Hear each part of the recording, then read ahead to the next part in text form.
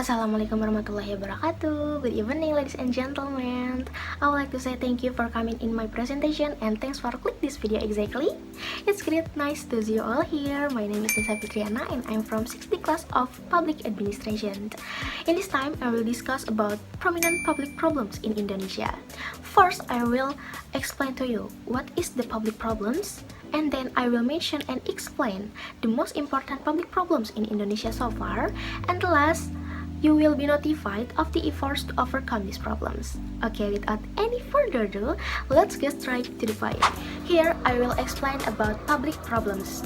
Public problems are problems that have very broad impact on society and include certain public consequences from people who are not directly involved with the problems. So, what are these problems?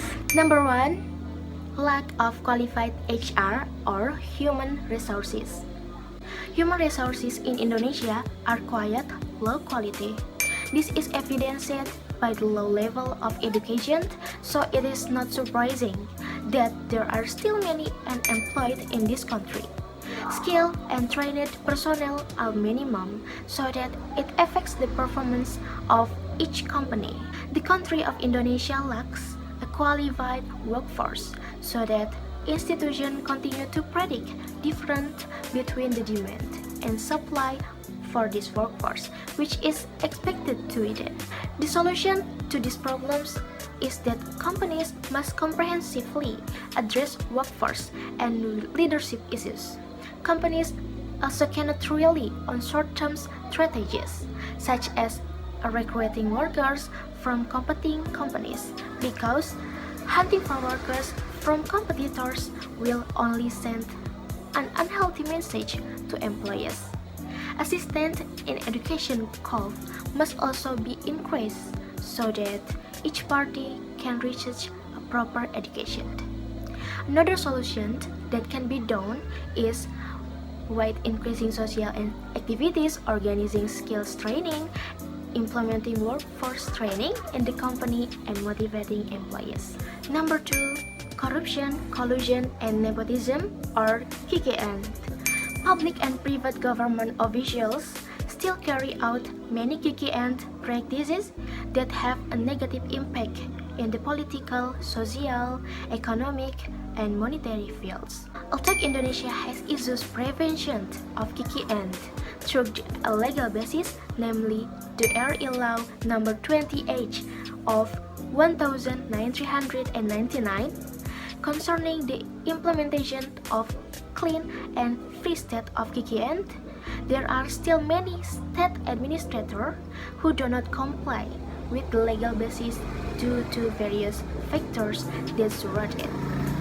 In fact, in Article 5 number 28 of 1999, state administrators are required to carry out their duties and function seriously, full of responsibility, effectively and efficiently, and free from corruption, collusion, and nepotism. This problem is clearly one of the confused problems because KKN itself will embrace the state government system. Therefore, it takes a state administrator who is honest and free from the practice of KKN.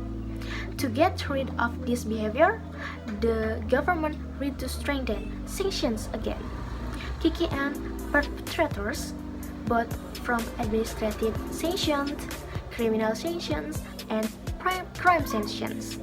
The community must also use their rights and responsibilities to participate in realizing a clean state administration. Number 3, modernization. Indonesia is still lagging behind in modernization in various fields, both in the fields of transportation, communication, information, and technology, and so on. In contrast to developed countries such as Japan, America, South Korea, and others, Indonesia state is still thick with its traditional culture, so this is strong reason the society is still traditional and has not become a modern society. Even though in the capital there are many things that smell modern, but this has not been fully felt by the people in Indonesia. In the field of transportation as well, there are still many transportation obstacles that make it difficult for people to travel. In the field of communication and technology, Indonesia should as be able to catch up with the times so that it is not easily left behind. The government should make more efforts to invite the people to be more adaptive to development of technology and information. However, we as citizens of this country should also not forget the culture that exists in Indonesia. Be a wise society. Number 4, weak law. Law in Indonesia is still relatively weak because it is sharp downwards and blind upwards. That is, justice in this country sharper in punishing the weak or middle to lower people.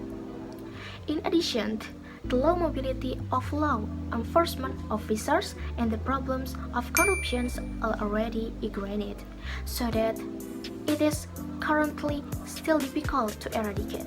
On the other hand, the law is weak due to the low quality of judges, prosecutors, police, and advocates. Another problem lies in the public lack of legal awareness, and the solution is the government should choose qualified and more selective legal apparatus so that the quality of law in Indonesia is better, and increase public trust in justice in this country so that it is not shut down and blind up anymore. The public must also be given an understanding to be more literate to the law and not legal law as something trivial and meaningless. In conclusion, there are still serious problems that this country has, and the problems that have been mentioned are big problems in the country. If the country has lagging behind, then it is not surprising that the country will be difficult to call a developed country. The country will stagnate if has low human resources. Okay, thank you for watching and listening my video. May all those behave share beneficial for all of us. See you later guys. Assalamualaikum warahmatullahi wabarakatuh. Bye bye. Tringe.